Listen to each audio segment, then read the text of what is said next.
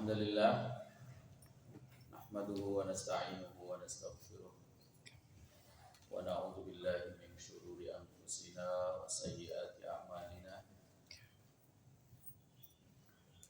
Allahumma shalli wa sallim wa barik ala habibina wa syafi'ina wa qurrati a'yunina Muhammad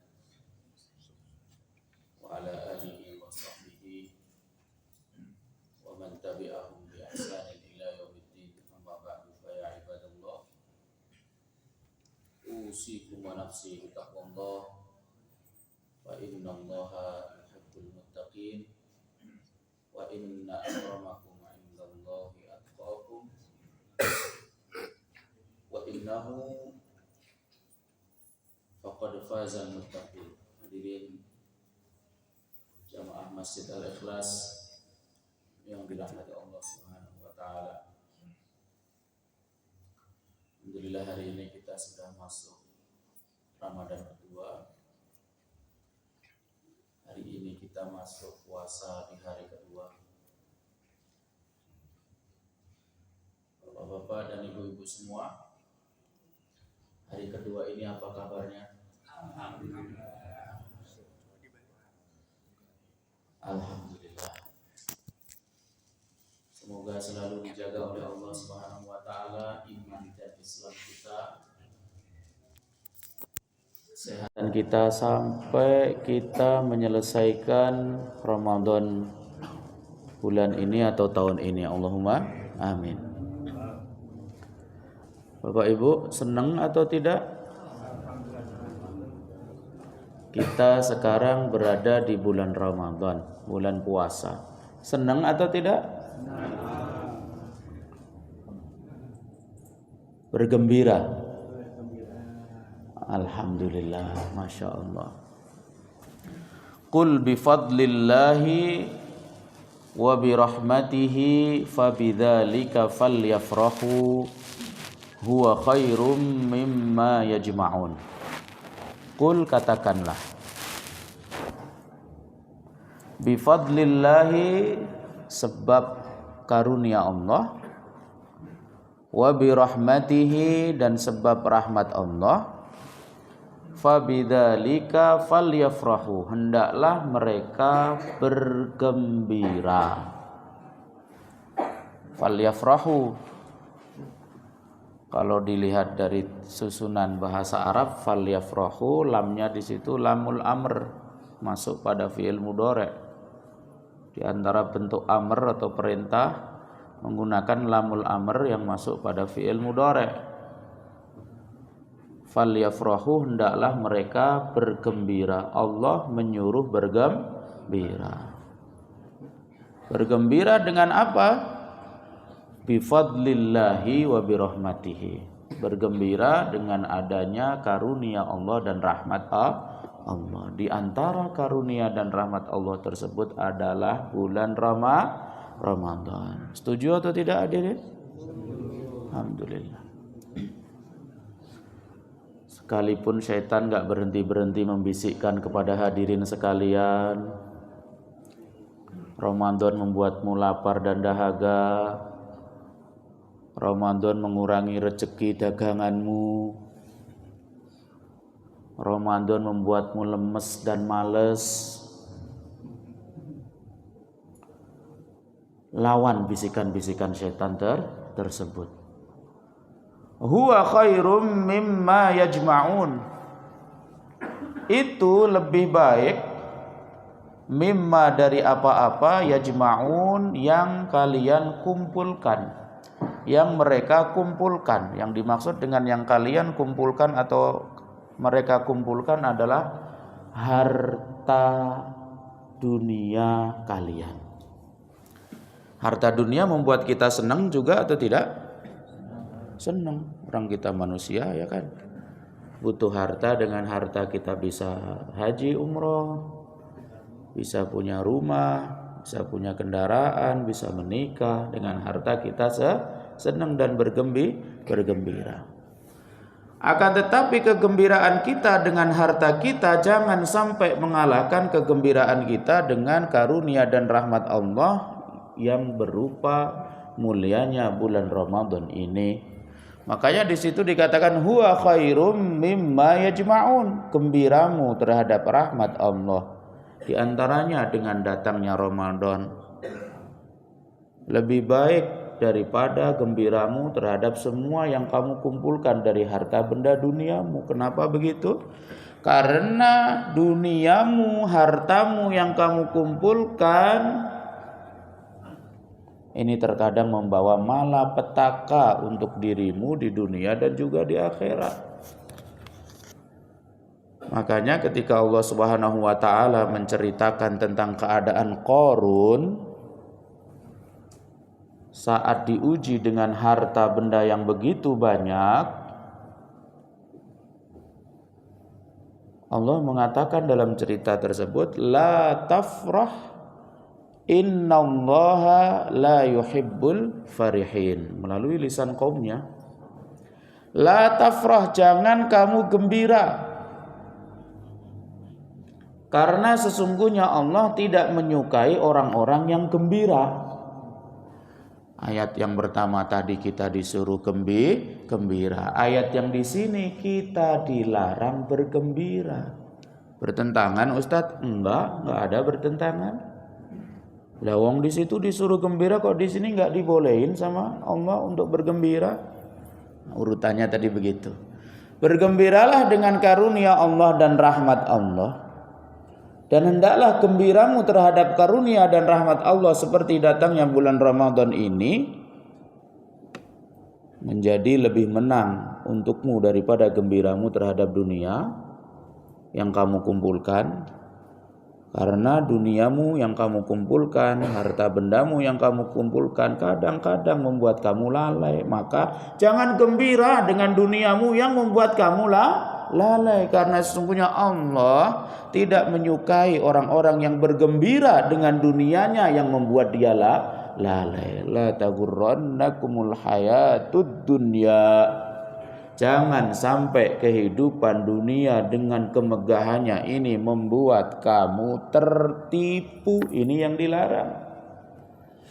Adapun harta benda dunia yang kita kumpulkan untuk memberikan layanan kepada hamba-hamba Allah di jalan Allah, Allah mencintai orang-orang tersebut karena mereka paham bahwa di harta mereka ada hak-hak orang-orang yang membutuhkan.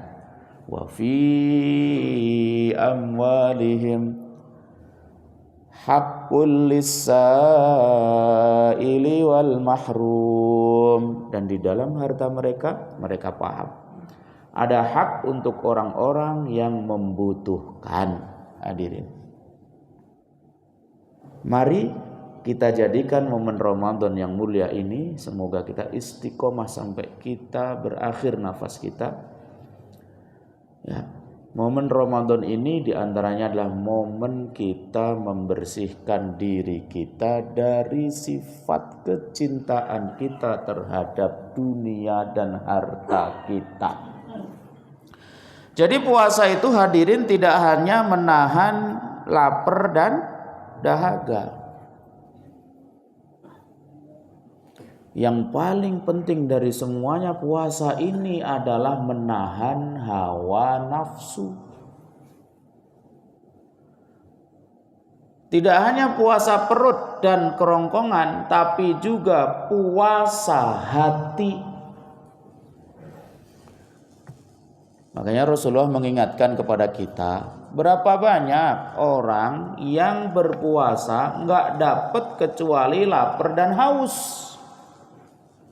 Memang secara fikih, secara zahir dia sudah imsak anil muftirat, menahan diri dari hal-hal yang membatalkan puasa, minat ta'ami wasyarab, baik dari makan maupun minum, wa minal jima'i, nahara Ramadan atau nahara saumi, dan dari melakukan hubungan suami istri di tengah hari Ramadan. Selesai, rukunnya udah dia lakukan, sah puasanya. Oke, akan tetapi Rasulullah SAW mengingatkan jangan sampai hanya dapat lapar dan haus. Kenapa demikian? Ternyata hatinya nggak ikut puasa. Rugi nggak? Rugi sekali. Kita udah menahan lapar, udah menahan dahaga, nggak dapat apa-apa kecuali lapar dan dahaga. Maka di antara yang paling harus kita lakukan adalah puasa hati. Ya. Di antara puasa hati yang berkaitan dengan harta kita adalah apa ya?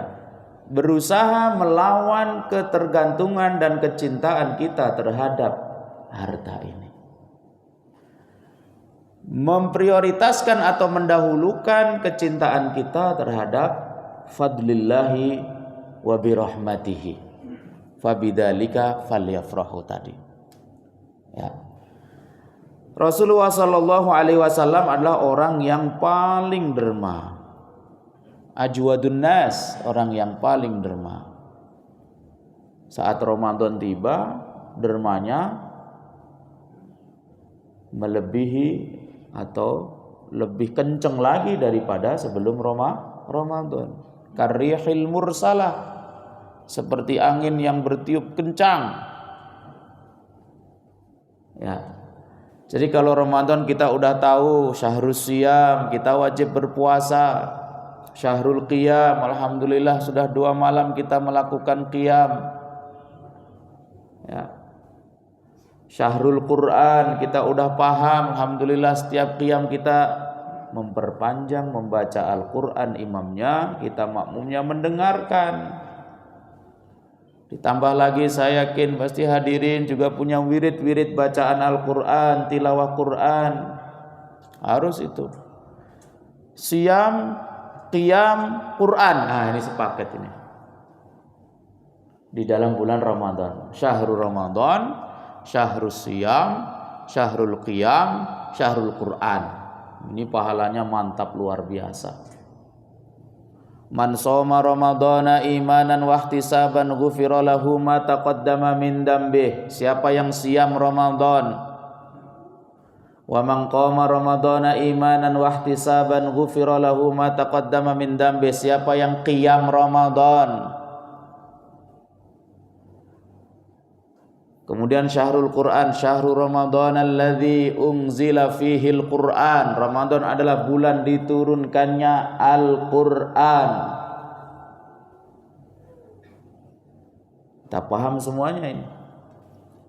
Salaf saleh kita berlomba-lomba, ada yang sebulan khatam 30 kali. Bahkan Imam Syafi'i diriwayatkan khatam 60 kali sebulan. Khatam itu bukan khatam juz 30 loh ya.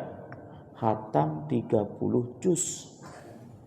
Nah, 30 juz itu ya itu yang tebel itu Pak. Bukan juz 30. Khatam, kalau istilah khatam itu ya 30 juz selesai.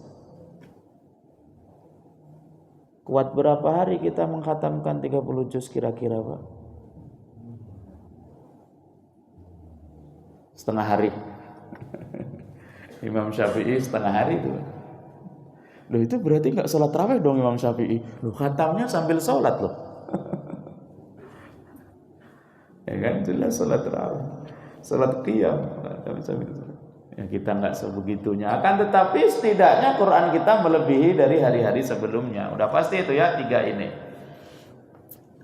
As-siyamu wal Qur'anu yashfa'ani lil abdi yaumal qiyamah. Puasa, Quran di hari kiamat nanti datang memberikan pertolongan kepada hambanya, hamba Allah tadi yang bersamai Al-Quran. Masya Allah. Dan yang tak kalah penting yang Rasulullah contohkan bahwa bulan Ramadan adalah syahrus sodakoh, bulan bersedekah. Ya. Kemuliaan bulan Ramadan ini adalah karunia Allah yang patut kita syukuri, dan itu lebih baik daripada kegembiraan kita terhadap harta yang kita lakukan atau yang kita kumpulkan. Jangan sampai harta yang kita kumpulkan, karena sebagian orang menggerutu, mengeluh ini datang lagi Ramadan, pasti nanti disuruh iuran, bikin takjil. Lagi Pak Andi ngumpulin nih, jatahnya Bapak ya hari ini bukber. Setiap hari ini woro-woro lagi nih, banyak kegiatan ini. Ya, Ramadan banyak pengeluaran masjid, para jamaah semuanya untuk menyisihkan sebagian hartanya untuk mensukseskan program Ramadan yang mulia ini. Kan, bener apa yang saya kira, kata dia. Prediksinya bener, Ramadan lagi kata dia. Uang yang saya kumpulkan 11 bulan enak aja. Ya, hadirin, kenapa kita gembira dengan rahmat Allah? Kenapa mestinya sebaliknya kita gembira ketika kita diingatkan untuk mengeluarkan harta kita di jalan Allah tersebut? Mari kita ingat-ingat bersama dan kita pikir renungkan bersama, umur kita sedikit atau tidak? Sedikit. Dunia ini pendek atau tidak? Pendek. Umur kita nggak sampai 200 tahun. Ada yang udah umur 100 tahun nih depan saya? Ada? Ya Rob, semoga semua diberikan 100 tahun lebih. Amin. Paling-paling 60, 70. Alhamdulillah ada yang sudah 80 lebih. Alhamdulillah. Semoga amal kita diperbaiki oleh Allah Subhanahu wa taala dan umur kita dipanjangkan oleh Allah Subhanahu wa taala. Ya kan? Umur kita pendek, dunia kita pun singkat.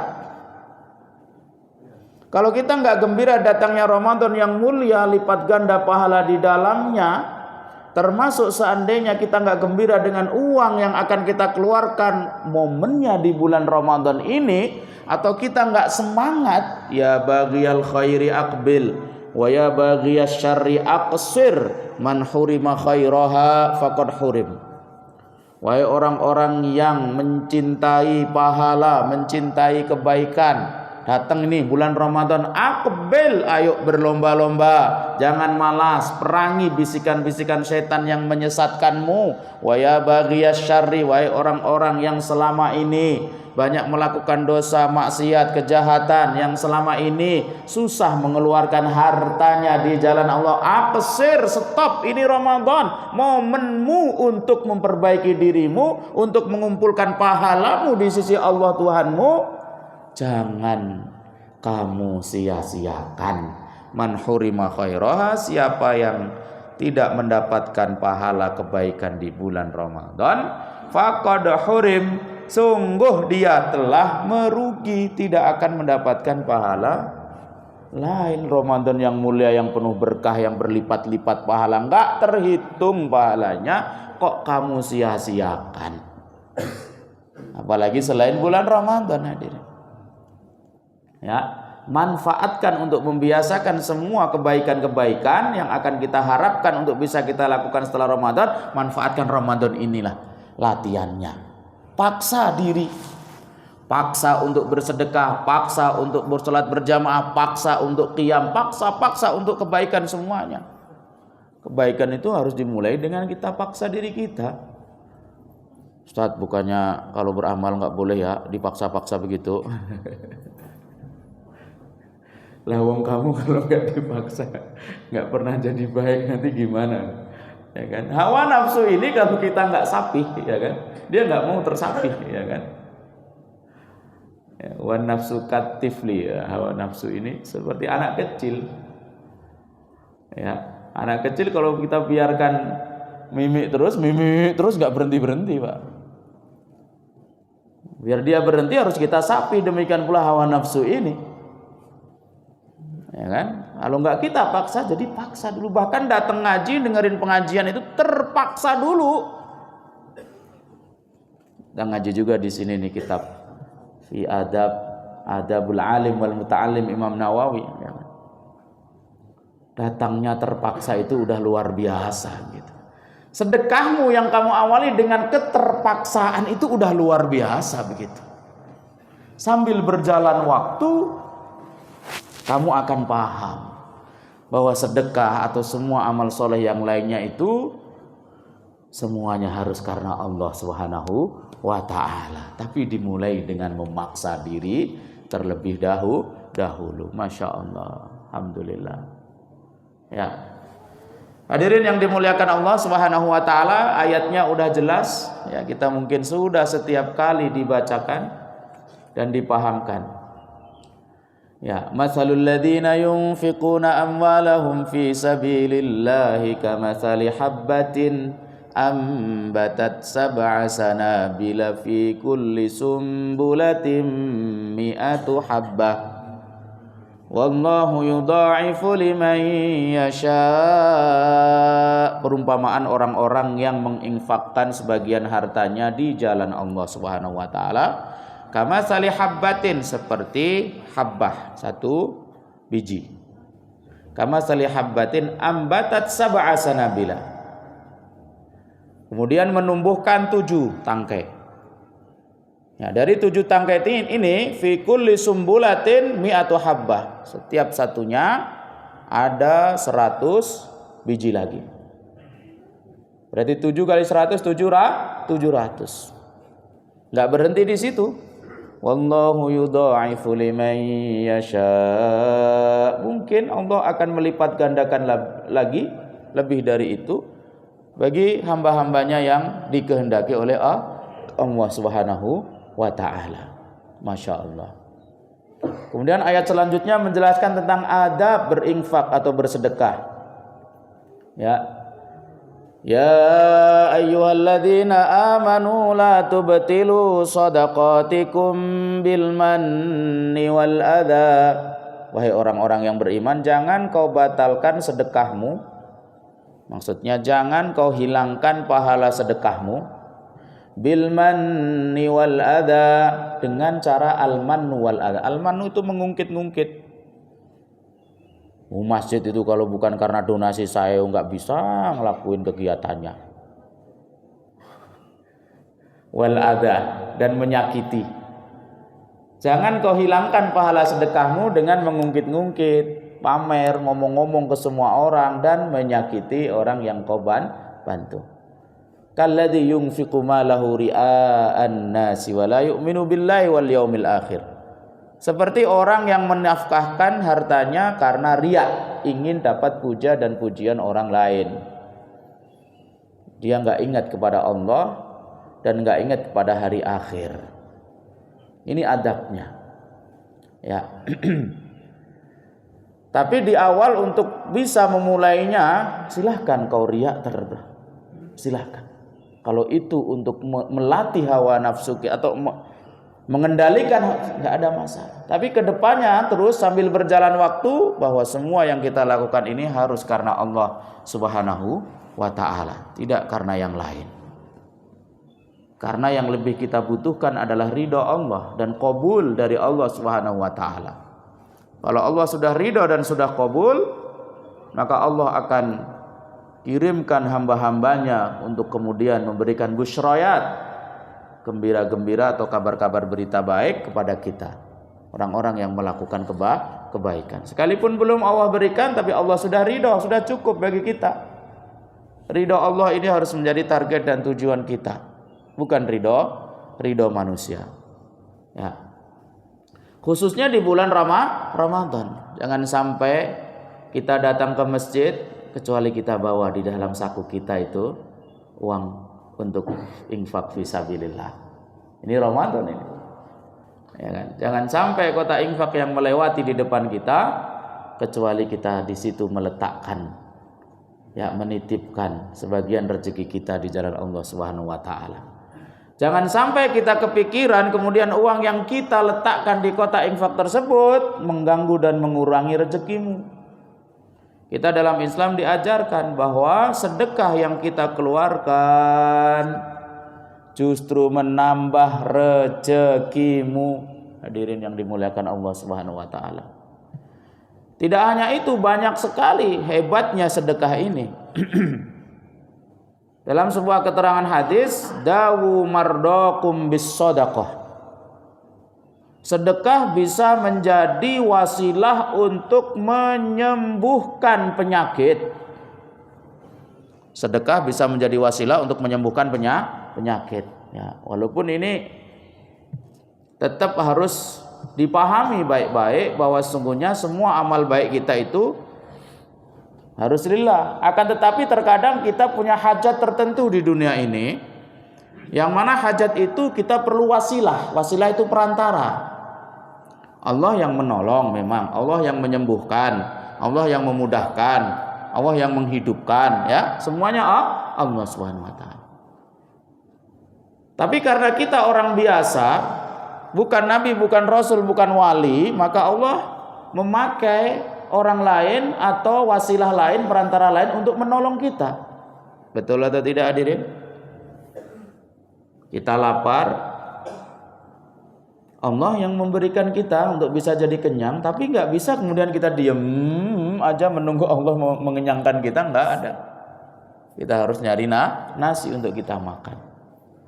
Kita sakit, Allah yang menyembuhkan kita.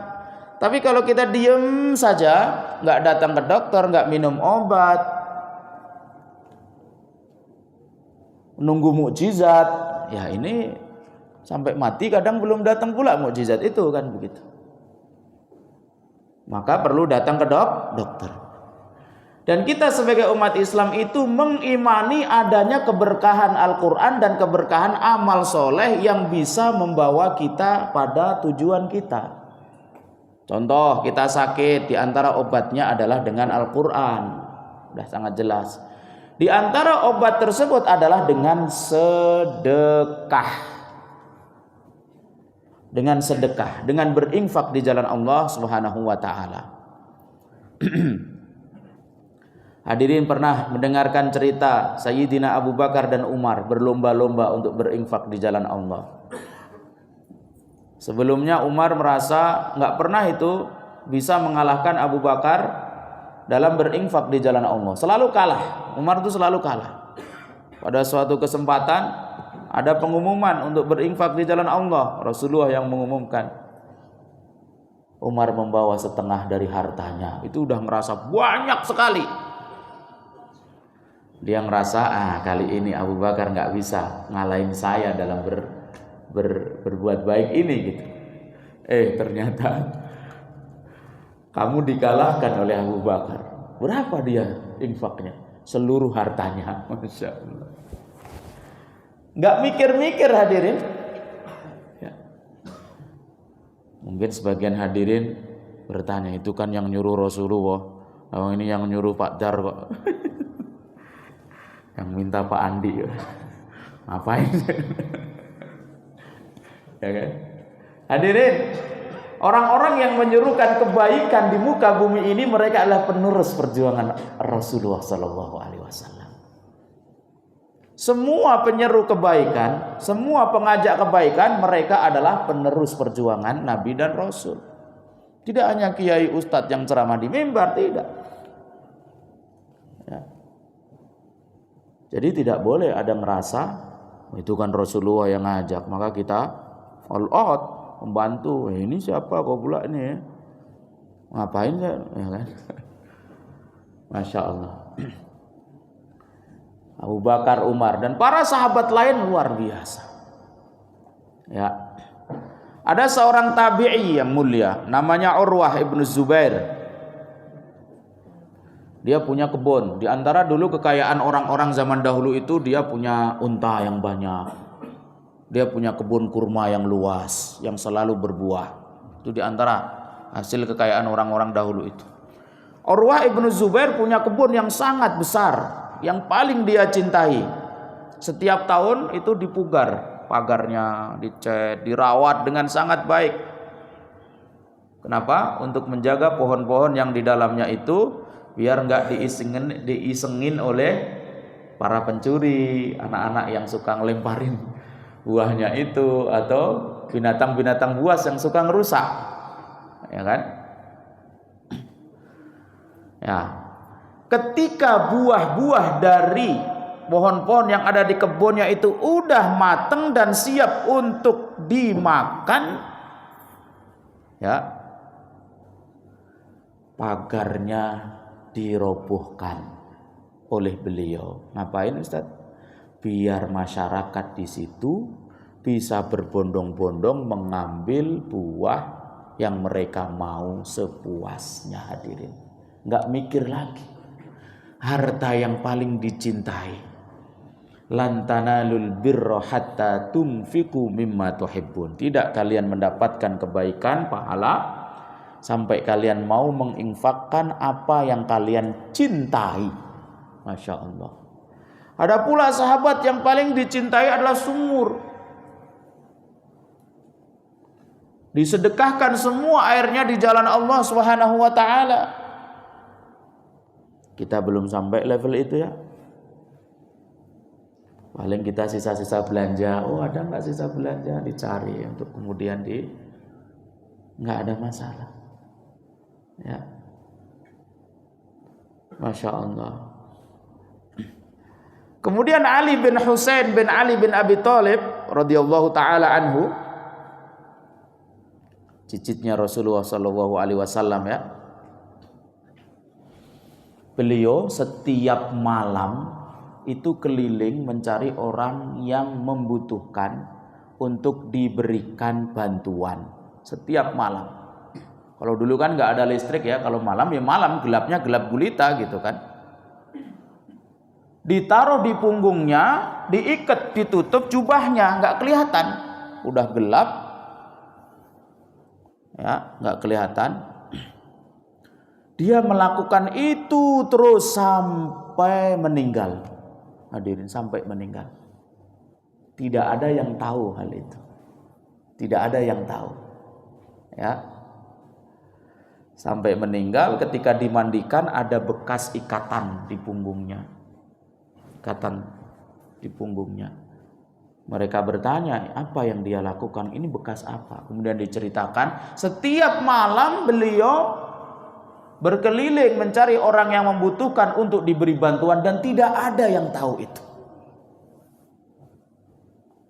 Di antara yang beliau jadikan motivasi adalah inna shadaqatas sirri tudfi'u ghadabar rabbi. Sesungguhnya sedekah sir itu sedekah yang enggak dilihat oleh orang-orang. Tutfi'u bisa memadamkan ghadabar rabbi, murka Rabb Tuhanmu. Hadirin, Masya Allah. Ya, jadi sedekah yang paling afdal adalah sir. Tapi terkadang kita membutuhkan sedekah secara jahar untuk memancing orang lain, ya tetap lillahi ta'ala ya, untuk memancing orang lain ikut bersedekah, khususnya dia orang-orang yang diikuti oleh banyak orang, menjadi panutan oleh banyak orang. Masya Allah. Kemudian yang tadi saya katakan bahwa sedekah ini diantara wasilah kita untuk memberikan kesembuhan dari penyakit. Allah yang menyembuhkan ya, semuanya Allah menyembuhkan.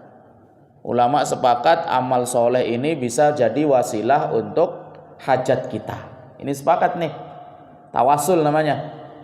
Ya, tawasul menggunakan amal soleh. Ini ulama sepakat, monggo silahkan. Ya Allah, dengan sholat duha saya tadi, saya memohon kepadamu tolong luaskan rezekiku. Ya Allah, dengan qiyam lail saya tadi, saya memohon kepadamu sembuhkan anakku. Ya Allah, dengan sedekah yang saya keluarkan di Masjid Al-Ikhlas, di Masjid Fulan, untuk fakir, untuk miskin, untuk yatim semuanya, ya Allah, saya mohon kepadamu untuk memudahkan saya haji dan umrah. Boleh? Silahkan.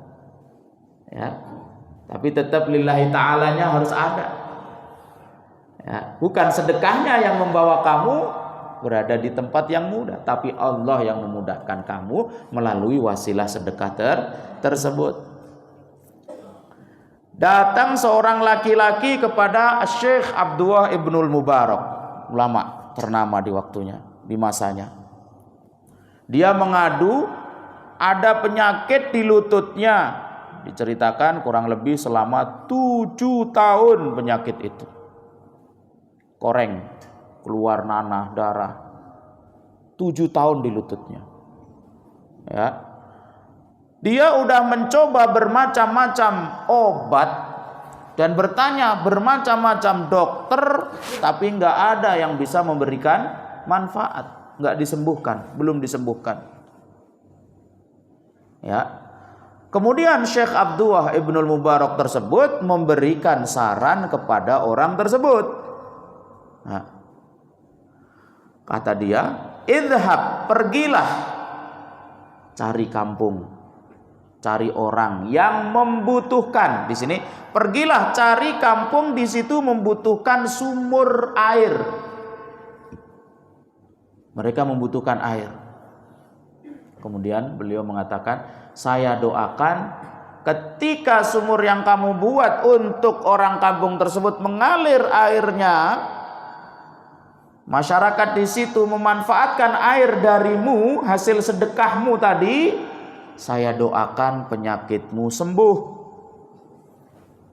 Kemudian dia menjalankan saran dari Syekh Abdullah Ibnul Mubarak tadi, air kemudian dimanfaatkan oleh warga di situ, penyakitnya sembuh. Allahu Akbar. Ya, Allahu Akbar. Banyak lagi ceritanya hadirin. Ya, banyak lagi ceritanya. Saya diceritakan oleh teman saya. Ya. Istrinya sakit, dia keluar mau beli obat. Resepnya ini obatnya mahal gitu. Duit yang dia bawa kurang. Udah tahu duit yang dia bawa itu kurang. Di tengah jalan mau ke apotek, ada orang yang membutuhkan. Membutuhkan pinjaman, membutuhkan uang untuk makan. Bingung dia. Istri saya sakit. Duit yang saya mau beli buat obat pun kurang. Ini orang membutuhkan juga. Kalau bapak mau ngasih orang tersebut atau beli obat untuk istri? Bingung dia pula, bingung dia. Ya kan? Ya namanya hidayah Allah ya. Karena hatinya lebih mantap untuk memberikan bantuan orang tadi. Ya. Diarahkan oleh Allah untuk memberikan bantuan orang tadi. Datanglah dia ke apotek beli obat. Obat yang dia butuhkan didatangkan semua oleh apotekernya, penjualnya. Di sampingnya tiba-tiba ada orang ngasih amplop. Dibuka amplop tersebut 7 kali lipat dari yang dia keluarkan. Allahu Akbar. Masya Allah. Saya sendiri mengalami hadirin. Awal datang ke Jakarta itu bingung mau ngapain. Mau ngapain bingung. Saya orangnya agak tertutup gitu kan, nggak punya banyak relasi, nggak punya kenalan, gitu kan. Awal-awal ke Jakarta saya pengen udah balik lagi ke Mesir. Karena di Mesir saya udah bertahun-tahun ngimami, jadi banyak lah. Datang orang yang membutuhkan bantuan. Di waktu saya bokek istilahnya lah. Gitu. Dengan tulus dia minta bantu, mungkin Allah mengirim dia kan. Dan itu nggak banyak, nggak sedikit gitu kan. Kalau saya hitung-hitung, ini tabungan saya untuk bisa hidup setahun yang akan datang nggak bu. Kalau seandainya saya kasih ke beliau gitu.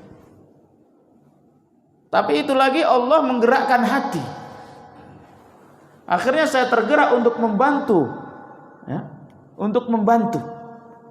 Itu memang akadnya dia minjem utang. Lumayan tuh. 20 juta lebih, 30 juta kurang sedikit. Nah, itu lumayan besar sekali awal-awal datang. Kita nabung untuk melanjutkan dan seterusnya. Allah gerakkan hati untuk membantu orang tersebut. Saya nggak banyak berpikir panjang, bismillah saya bantu. Setelahnya hadirin, Masya Allah. Masya Allah luar biasa. Sampai sekarang walaupun dia tadi itu niatnya minjem, saya nggak pernah mau menagih. Karena Allah telah mengganti berkali-kali lipat untuk saya. Ya, subhanallah. Ya. Cerita-cerita ini banyak sekali hadirin, keajaiban-keajaiban sedekah tadi. Ya. Nah, ini semuanya membuat kita, ya biasanya kalau orang-orang itu diiming-iming dengan imbalan yang kelihatan itu kan semangat gitu kan. Tapi jangan salah dalam beramal ya. Amal orang itu memang bertingkat-tingkat. Ada amal orang yang dia lakukan tidak berharap kecuali Allah. Ada amal orang yang dia lakukan dia berharap imbalan dari Allah. Ya kan? Ada juga dan lain sebagainya. Ya. Yang kita harapkan adalah bulan Ramadan ini menjadi momen yang memaksa diri kita atau kita paksa diri kita untuk tidak bergembira berlebihan terhadap harta yang kita kumpulkan. Ya. Jangan sampai setiap ada proyek program kebaikan dimanapun kita lihat, khususnya di masjid-masjid, ya kan? Karena ini rumah Allah, tempat di sini disembah Allah, tempat di sini diajarkan ilmu-ilmu syariat agama Allah, tempat di sini orang-orang akan menjadi hamba-hamba Allah yang berkualitas dan bertakwa. Jangan sampai kita mampu untuk berinfak kemudian kita menahan diri kita dari infak, ya kan? Kita mampu.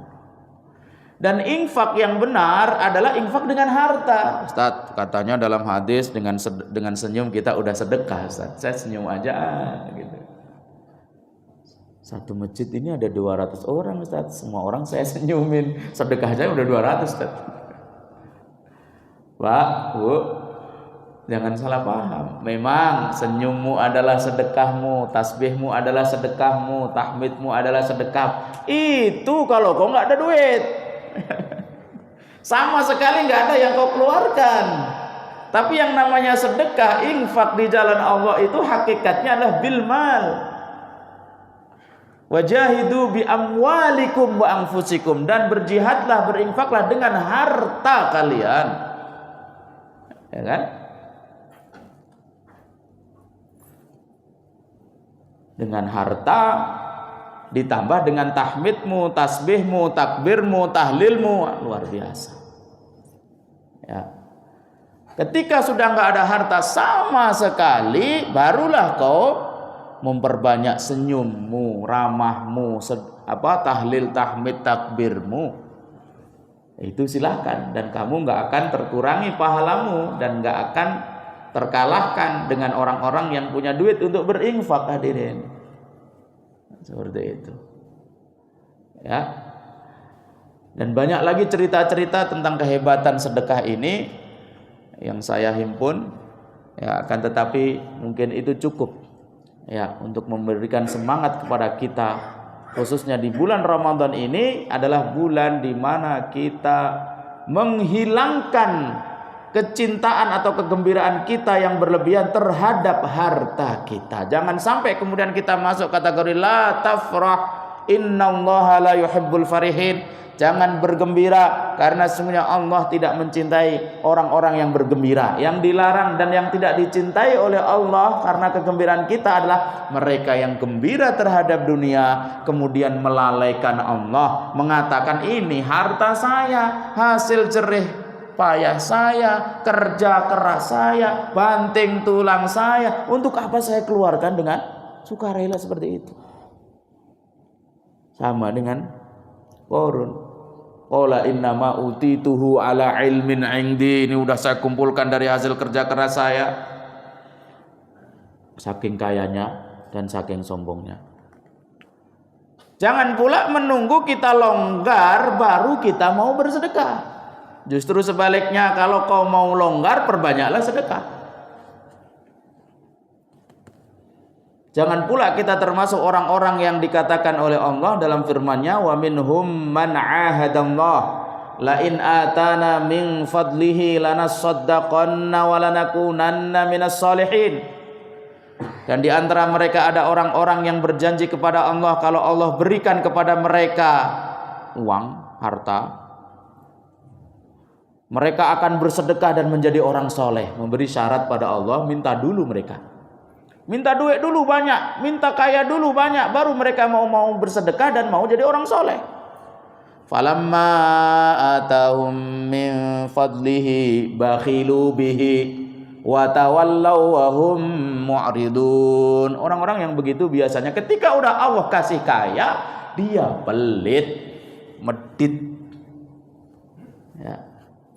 Wa tawallaw, mereka berpaling, wa hum mu'ridun, mereka berpaling. Keluarkan apa yang Allah berikan kepada kita lillahi ta'ala, insya Allah menjadi wasilah perantara untuk kita dimudahkan oleh Allah. Jangan sebaliknya nunggu kaya baru mau bersedekah.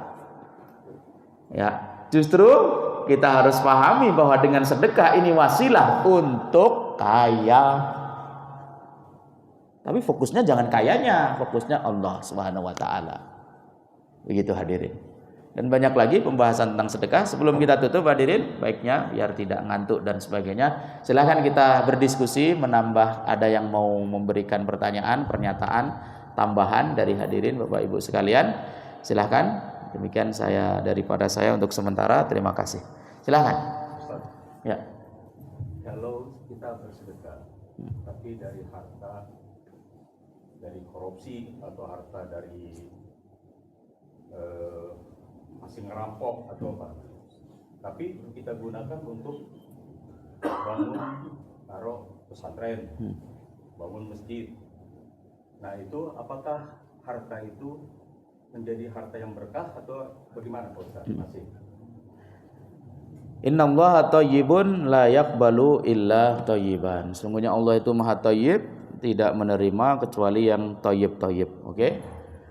Ya ayyuhalladzina amanu anfiqu min thayyibati ma kasabtum wa mimma akhrajna lakum minal ard. Wahai orang-orang yang beriman, berinfaklah min thayyibati ma kasabtum, dari hasil kerja kalian yang thayyib-thayyib. Wa mimma akhrajna lakum minal ard, dan dari apa-apa yang kami berikan untuk kalian dari hasil dari bumi. Ya. Dan masuk ayat yang tadi saya sampaikan, lan tanalul birra hatta tunfiqu mimma tuhibbun. Tidak kalian mendapatkan albir, pahala dari kebaikan, sampai kalian mau menginfakkan harta yang kalian cintai, dari harta yang kalian cintai. Berarti dari ayat-ayat tersebut, al aslu, hukum asalnya dalam bersedekah, dalam beramal kebaikan itu dari hasil yang baik-baik, dari hasil yang halal, ya. Dan yang diberkahi oleh Allah Subhanahu wa taala adalah hasil yang halal. Ya, hasil yang halal itu harta yang diberkahi oleh Allah Subhanahu wa taala. Walaupun sedikit, ketika kita hasilkan dari yang halal, itulah harta yang diberkahi oleh Allah.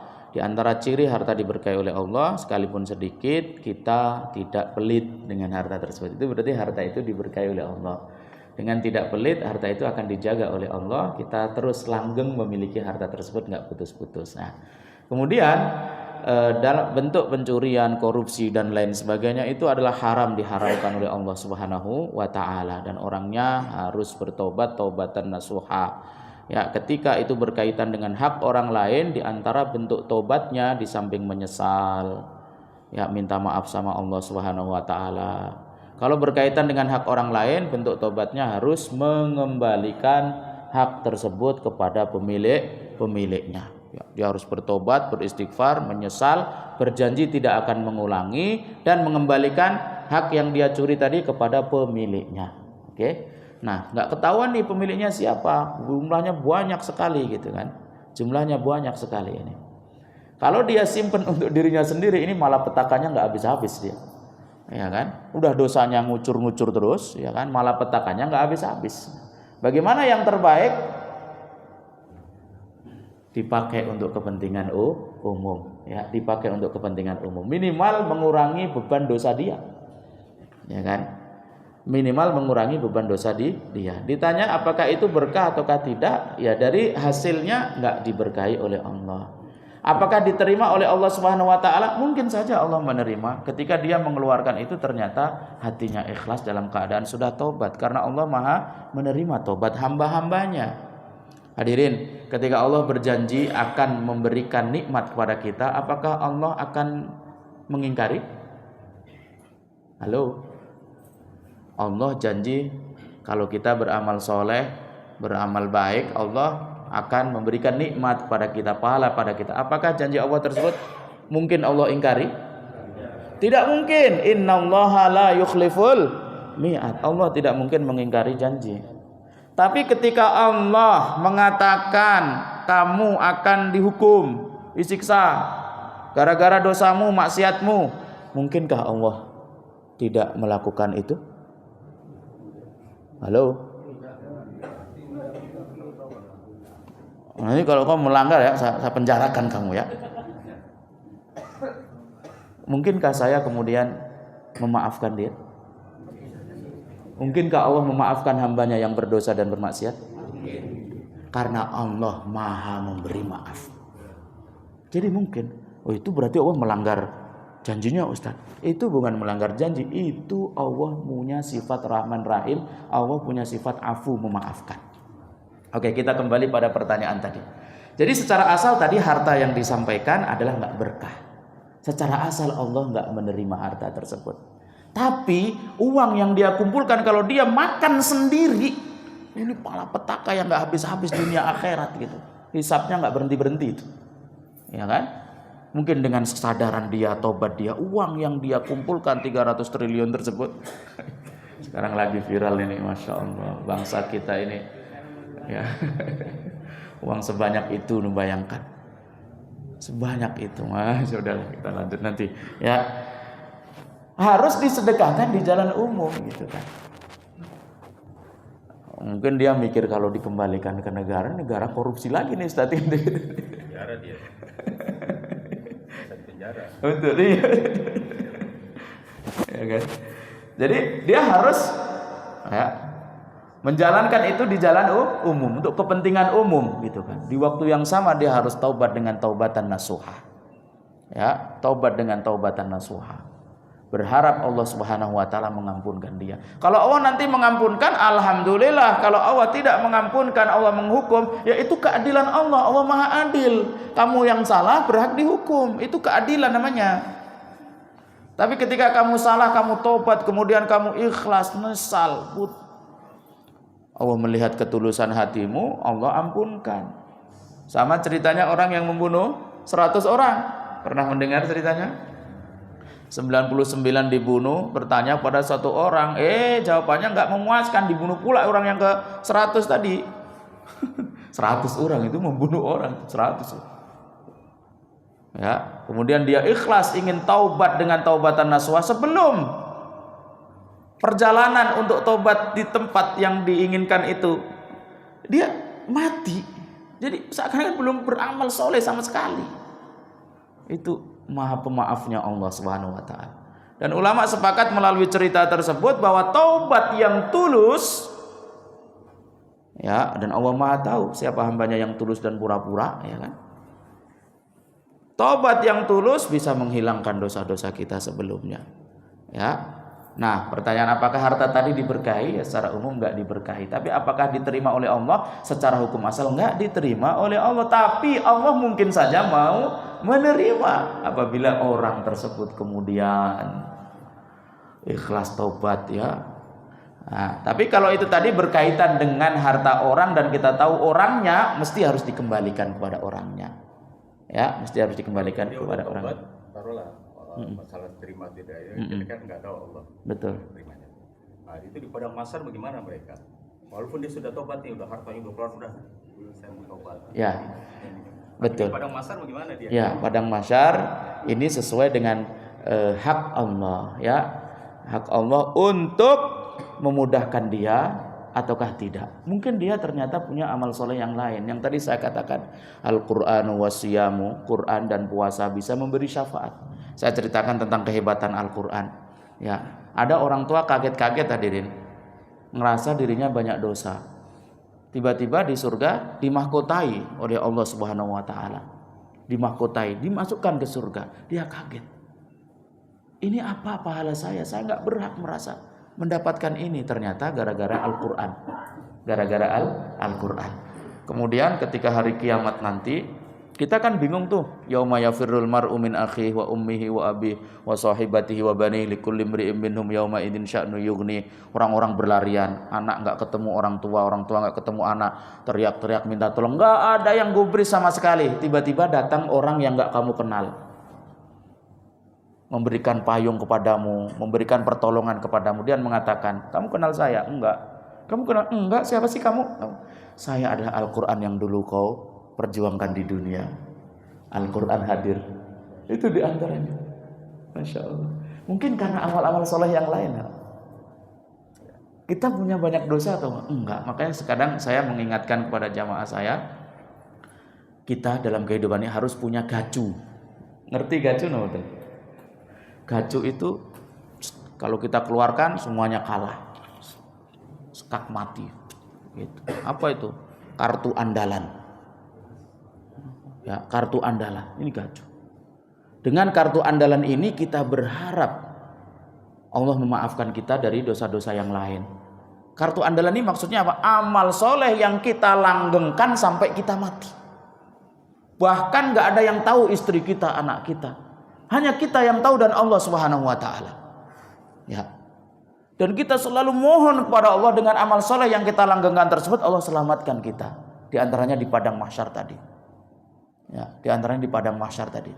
Apakah kita akan disiksa di padang mahsyar gara-gara tadi dan padahal dia udah tobat? Allah yang Maha tahu. Ya, tetapi melihat maaf dan rahman rahimnya Allah dan rahmatnya Allah Subhanahu wa taala, bisa saja Allah kemudian selamatkan dia. Ya kan? Jangankan masih di padang mahsyar, belum kecemplung ke neraka, ya kan? Yang udah kecemplung ke neraka pun dikeluarkan dan diangkat oleh Allah Subhanahu wa taala. Di antara gacu tadi hadirin, kalau dalam keterangan hadis itu ngumpul kita dengan orang-orang soleh seperti ini hadirin. Ada keterangan hadis dikatakan, Pak, ya, itu teman saya itu. Ya. Kok dia di neraka ya Allah gitu kan? Kan dulu kita ngaji sama. Emang saya nggak tahu dia amal di dunianya apa, tapi dia ketika di masjid ngaji gitu. Tolong dong keluarkan dia. Kemudian Allah memberikan izin kepada orang tersebut, ambil temanmu itu, keluarkan dari neraka. Subhanallah. Ini yang namanya kalau di akhirat namanya syafaat. Namanya apa? Syafaat. Bisa saja orang yang penuh dengan dosa tadi dapat syafaat dengan amal soleh yang lain. Maka harus punya gacu. Harus punya gacu itu. Satu amalan sekalipun itu kecil harus dilanggengkan terus sampai mati. Khususnya di Ramadan ini. Khususnya di Ramadan ini. Pilih amalan apa yang Bapak suka, amal itu baik, yang Bapak bisa langgengkan terus. Dan usahakan gak ada yang tahu. Karena kalau ada yang tahu nanti kamu akan dipuji-puji oleh mereka, setan membisikkan kau akhirnya. Gagal lah gitu. Bukan karena Allah lagi tuh. Karena ingin dipuji oleh orang lain, akhirnya dia meninggal, wali itu dulu begini. Karena dia udah cerita-cerita dulu sebelum meninggalnya. Ya Allah Maha tahu ya. Allah Maha tahu. Seperti itu. Jadi absyir, ya kita katakan absyir, bergembiralah wahai orang-orang yang beriman, ya ketika Allah kemudian memberikan maafnya, ampunannya, rahmatnya kepada kita. Tapi ketika Allah menurunkan untuk kita keadilannya, ya kan? Maka kita maka kita tahu bahwa Allah adalah Maha Adil. Ya, Maha Adil. Tapi kita mengharap maaf dan rahmatnya Allah lebih daripada selainnya. Ya, bahkan amal soleh kita pun kadang nggak mampu memasukkan kita ke surga, tapi rahmat dan maaf Allah ini lebih besar. Wa rahmatullah wasiat, wa rahmati wasiat kulla syai. Rahmatku kata menyeluruh, mencakup semuanya. Ya. Rahmati sabaqat ghadabi, rahmatku mengalahkan murkaku. Semoga kita semuanya dimaafkan oleh Allah di bulan yang mulia ini, diampunkan oleh Allah, dibebaskan dari api neraka. Setiap malam Allah memiliki ribuan, ratusan ribu, bahkan jutaan orang-orang yang dimerdekakan dari api neraka. Asal kita mau loh ya dimerdekakan. Ada orang yang nggak mau dimerdekakan, pintu surga dibuka lebar-lebar, dia nggak mau masuk. Ya, malah dia berusaha nutup. Pintu neraka ditutup rapat-rapat, malah dia berusaha buka. Setan yang udah dibelenggu, kok lepaskan belenggu setan. Nah ini kitanya yang lain.